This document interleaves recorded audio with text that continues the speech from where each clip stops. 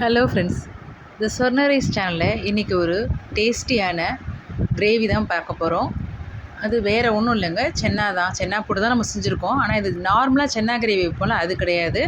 இது வந்து இந்த கறி குழம்பு டேஸ்ட்டில் ரொம்ப டேஸ்ட்டாக இருக்கும். இது வந்து நீங்கள் பூரி, சப்பாத்தி எல்லாத்துக்குமே சாப்பிட்லாம். ரைஸு, தோசை, இட்லி எல்லாத்துக்குமே சாப்பிட முடியுங்க. இப்போ இதோட பொருட்கள்லாம் பார்த்துடலாம். இதுக்கு வந்து நான் கொத்தமல்லி விதைகள், தனியா இருக்குல்ல, அது வந்து 3 டீஸ்பூன் எடுத்திருக்கேங்க. அப்புறம் வந்து ஒரு நல்ல பெரிய தக்காளி, ஒரு பெரிய வெங்காயம், 3 டீஸ்பூன் வந்து துருவின தேங்காய்ங்க. இப்போ நம்ம வந்து பெப்பர் மட்டும் இதில் வந்து கொஞ்சம் குறைச்சலா சேர்த்துக்குங்க. நான் வந்து ஒரு 1/2 டீஸ்பூன் போட்டிருக்கேன். ஜீரகம் வந்து 1 டீஸ்பூன், சோம்பு 1 டீஸ்பூன், தனியா வந்து 3 டீஸ்பூனுங்க, 3 கிராம்பு, 2 துண்டு பட்டை. இதெல்லாம் போட்டு நம்ம ஃபஸ்ட்டு ஒரு 2 டீஸ்பூன் எண்ணெய் போட்டு நல்லா வதக்கி எடுத்துருங்க. இது நல்லா வறுபட்டோன்னா நம்ம தக்காளி, வெங்காயம், தேங்காய் துருவல் அதையும் போட்டு நல்லாவே வதக்கிடுங்க. ஏன்னா நம்ம இப்போ வதக்கும் போதே நீங்கள் நல்லா வதக்கிட்டிங்கன்னா நம்ம அதுக்கப்புறம் ரொம்ப நேரம் போட்டு இது பண்ணணுங்கிற அவசியம் இருக்காது. இப்போது இஞ்சி, பூண்டு வந்து நம்ம வந்து துண்டுகளாக போட்டாலும் சரி, இஞ்சி ஒரு சின்ன துண்டு, பூண்டு ஒரு 4 பல்லு பூண்டு அப்படி போட்டுக்கிட்டிங்கனாலும் பரவாயில்ல. இப்போ என்கிட்ட வந்து நான் பேஸ்ட் வச்சுருந்தேன், இஞ்சி பூண்டு விழுதே, அதனால நான் அதையே எடுத்து போட்டுக்கிறேன். அது 1 டீஸ்பூன் போட்டிருக்கேங்க. இப்போ அதையும் சேர்த்துட்டு நம்ம நல்லா வதக்கிட்டு, இப்போ நான் எடுத்து வச்சுருக்கேன். அது கொஞ்சம் ஆறுனதுக்கப்புறமா நம்ம சின்ன மிக்ஸி ஜாரில் போட்டு நல்லா ஃபைனாக பேஸ்ட் அரைச்சிடணுங்க. சைட் பை சைடு நான் என்ன பண்ணிட்டேன், வெள்ளை கொண்டக்கடலை எடுத்து ஊற வச்சுருந்தது, 8 மணி நேரம் ஊற வச்சுருந்தது. நல்லா வந்து சாஃப்டாக ஆகிற அளவுக்கு ஒரு 6, 7 விசில்கிட்ட விட்டுட்டேங்க ஹையில் வச்சு. அந்த மாதிரி வெந்ததுக்கப்புறம் இந்த மாதிரி இருக்குது. இதுக்கு நான் எதுவும் உப்பெல்லாம் போடலை, வெறும் பெருங்காயத்தூள் மட்டும் கொஞ்சமாக போட்டு அது மாதிரி வேக வச்சு எடுத்துருக்கேங்க. இப்போ இது வந்து நம்ம ஒரு 10 எண்ணிக்கை 10 நம்பர் வந்து எடுத்து வச்சுக்கோங்க அந்த கொண்டக்கடலையவே. இப்போ இது வந்து எதுக்குன்னா கிரேவி நல்ல ஒரு திக்னஸ் கொடுக்கும். அதுக்கு தான் நம்ம அந்த மாதிரி செய்யணும். இன்னொரு டேஸ்ட்டுமே கொஞ்சம் நல்லாயிருக்கும். 2 முந்திரி பருப்புங்க. இது உடச்சதுங்கிறனால உங்களுக்கு 4 மாதிரி தெரியுது பாருங்கள். 2ஆக இது பண்ணி வச்சுருக்கேன். இது வந்து 2 முந்திரி பருப்பு தான். இதுவும் வந்து ஒரு சுவைக்காகவும் திக்னஸ்க்காகவும் தான் நம்ம அது போடுறோம். இப்போ வந்து நீங்கள் அதை தனியாக அரைச்சி வச்சுக்கோ. இப்போ குக்கர்லேயோ இல்லை ஒரு பேன்லேயோ நம்ம வந்து ஆயில் போட்டுக்கலாங்க. ஒரு 2 டீஸ்பூன் எண்ணெய் போட்டிங்கன்னா போதும்.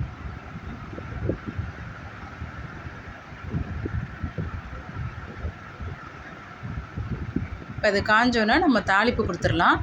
இதுக்கு வந்து 2 துண்டு பட்டை, 1 பிரிஞ்சி இலை, கல்பாசி.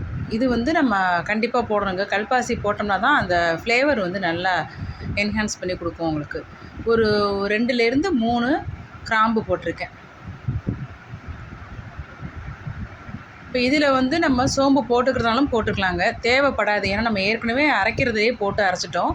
அதனால் நான் இப்போ இதில் போடலை. இப்போ நம்ம அரைச்ச அந்த விழுதை வந்து அப்படியே போட்டுக்கிறோம் டைரெக்டாக பேனில். இதுக்கு நம்ம வெங்காயம், தக்காளிலாம் இப்போ போட்டு வதக்கணுங்கிற அவசியம்லாம் இருக்காதுங்க. நம்ம ஏற்கனவே எல்லாம் சேர்த்துட்டோம், இதுலேயே அரைச்சிட்டோம். அதனால் அதெல்லாம் தேவையில்லை. இது வந்து ரொம்ப சீக்கிரமாக செஞ்சிடலாம். இந்த கடலை வந்து நம்ம முதல் நாள் நைட்டே ஊற வச்சுட்டோம் அப்படின்னாக்கா நமக்கு செய்கிறது ஈஸி. நைட்டு செய்ய போகிறீங்கன்னா நீங்கள் காலையில் எழுந்தோன்னே ஊற போட்டுருங்க. அப்போ உங்களுக்கு நல்லா சாஃப்டாக சீக்கிரமாக வெந்து கிடைக்கும். இப்போ நான் ஒரு 2 டீஸ்பூன் கிட்ட குழம்புத்தூள் போட்டிருக்கேன். தனி மிளகாத்தூள், இது வந்து காஷ்மீரி சில்லி பவுடருங்கிறதுனால நல்லா வந்து டார்க்னஸ் இருக்குது, நல்லா ரெட் கலரில் இருக்குங்க.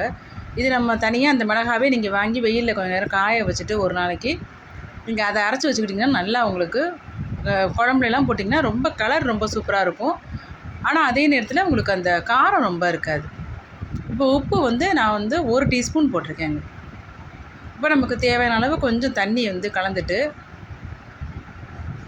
நம்ம குக்கரில் சும்மா கொஞ்சம் நேரம் ஒரு 5 நிமிஷம் கொதிக்க வச்சு இறக்குனீங்கன்னா, சும்மா நான் மூடி போட்டு அப்படியே தான் வச்சேன். ஒரு விசில் விட்டிங்கனாலும் பரவாயில்ல, இல்லை நம்ம அப்படியே வச்சுட்டு ஒரு 5 நிமிஷம் கழித்து இறக்கிட்டாலும் ஓகேங்க. ஒருவேளை நீங்கள் கொண்டக்கடலையை வந்து வேக வைக்காமல் இருக்கீங்க அப்படின்னாக்க, நீங்கள் வந்து டைரெக்டாகவும் இந்த இதெல்லாம் நம்ம குழம்புலாம் தாளிச்சதுக்கப்புறம் கூட நீங்கள் வந்து ஊற வச்ச கொண்டக்கடலையை இப்படி போட்டு கூட நீங்கள் வேக வச்சு எடுத்துக்கலாம், இந்த குழம்போடையே சேர்த்து கூட. நான் வந்து ஏற்கனவே எனக்கு டைம் இருந்ததுனால நான் அப்படியே வந்து வேக வச்சுட்டு இப்போ இதில் ஆட் பண்ணி சும்மா ஒரு கொஞ்சம் நேரம் ஒரு 5 நிமிஷம் மட்டும் வச்சு மூடி போட்டு அடுப்பில் வச்சுருந்துட்டு நான் எடுத்துட்டேங்க. இப்போ இந்த இதில் பார்த்திங்கன்னா நல்ல எண்ணெயெல்லாம் அப்படியே நல்லா கக்கிண்டு எவ்வளோ அழகாக இருக்குது பாருங்கள். பார்க்குறதுக்கே ரொம்ப கலர்ஃபுல்லாகவும் இருக்கும், ரொம்ப சாப்பிட்றதுக்கும் ரொம்ப டேஸ்ட்டாக இருக்கும். புட்டோடு சேர்த்து சாப்பிட்றதுக்கும் ரொம்ப நல்லா இருந்துச்சுங்க. நான் வந்து இன்றைக்கி பூரியோடு உங்களுக்கு சேவ் பண்ணி காமிச்சிருக்கேன்.